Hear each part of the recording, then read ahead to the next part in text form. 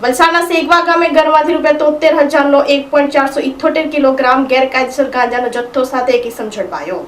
વલસાડના સેગવા ગામે ઘરમાંથી 1.478 કેજી ગેરકાયદેસર ગાંજાનો જથ્થો પોલીસે ઝડપી પાડ્યો હતો।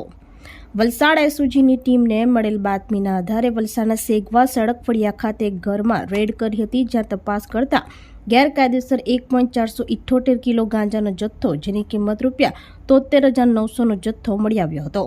પોલીસે ઉમેદ ઉર્ફે ભાણાભાઈ મગનભાઈ પટેલની ધરપકડ કરી હતી અને NDPS એક્ટ હેઠળ વલસાડ રૂરલ પોલીસ મથકે ગુનો નોંધી આગળની કાર્યવાહી હાથ ધરી છે।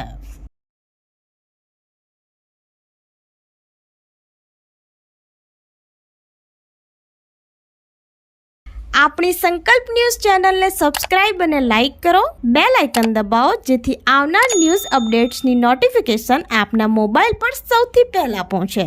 Like, subscribe and share the video.